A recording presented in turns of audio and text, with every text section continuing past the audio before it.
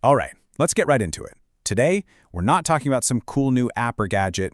No, we're digging into a piece of software that's being called the most important ever built. Now, that is a massive claim. So let's see if it holds up. So, listen to this. Not long ago, Jensen Huang, the CEO of NVIDIA, the guy whose company is basically powering the entire AI revolution, stood up and said, those words. And look, this isn't a guy who just throws words around. He saw all of this coming years before anyone else, and he just called a free tool built by one person on a whim the most important software in history. So the big question is, was he right? Is he exaggerating? Or did we all just miss the boat on something huge? That's what we're going to figure out. And don't worry, this isn't going to be some technical deep dive. We're going to explore the story, the meaning, and what this all means for you, right now, just as a person living in this crazy new world. To really get why this is such a big deal, you have to rewind just a little bit. For the past few years, we've had AI that was brilliant, but kind of useless. It could think, but it couldn't really do anything.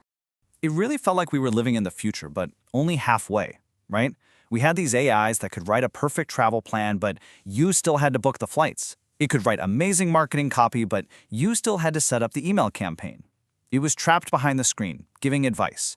That gap between the brilliant idea and the actual action was the biggest problem in AI. And here's the absolute core of it. Thinking without doing is just advice. And we were drowning in advice. We were all just waiting for that magic moment, that feeling of, man, I wish it could just do this for me. We needed an AI that could finally close that loop, that could take the answer and actually go execute it in the real world. And that, right there, is OpenClaw. It's not a smarter brain. It's the bridge.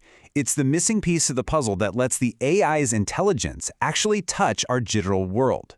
It lets the AI use a web browser or an app or a command line, just like a person would, to get stuff done. It sounds so simple, but I'm telling you, it's the revolution everyone was waiting for. But the story of where this thing came from, that's what's truly wild. This wasn't cooked up in some giant billion-dollar research lab. Nope. It started with one guy. So meet Peter Steinberger. He's this Austrian developer who'd already won the game. He built a company from scratch, sold it for a reported $800 million. But after all that, he said he just felt empty. So with all the money in the world and nothing left to prove, he did what real builders do. He just started tinkering on a new project for fun. And just look how fast this all went down. It's insane. This wasn't some grand 5-year plan. It was just a personal mission to build an AI that could do things for him. He whipped up the first version over a single weekend. He put it online for free and boom! In just a few months, the entire tech world, including OpenAI itself, was knocking on his door. And the name is just perfect. His original name for the project was Claude. Get it? C-L-A-W-D. It was a little pun. He was taking the AI Claude and finally giving it a claw, finally giving it hands to actually interact with the world. What happened next was just a flood.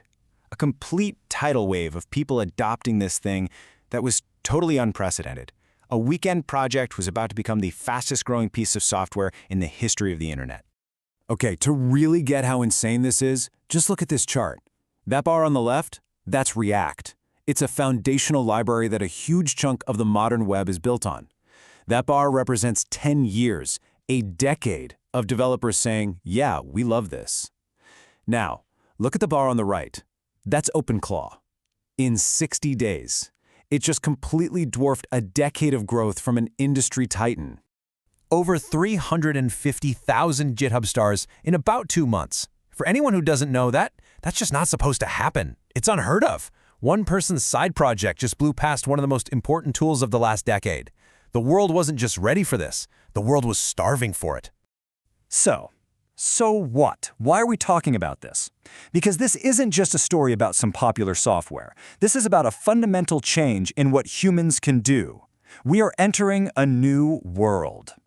Think about it. For all of human history, the power to delegate, to have someone else handle the busy work, the operational stuff in your life, that was a privilege of the rich. You had to hire assistants, a whole team.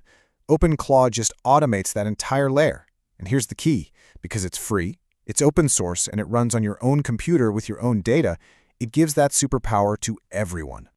And this is where it gets really profound. Forget Silicon Valley for a second. Think about a farmer in Bangladesh. Suddenly, she can have an AI agent managing her orders and talking to suppliers while she's out in the field. Or think about a student in Lagos. He can have an AI working around the clock, researching and filling out scholarship applications for him. Or a small restaurant owner in Jakarta. Now she can have an agent handling every single reservation online 24/7, even while she's asleep. This isn't just a productivity tool. This is a redistribution of power on a global scale. This is what Jensen Huang saw.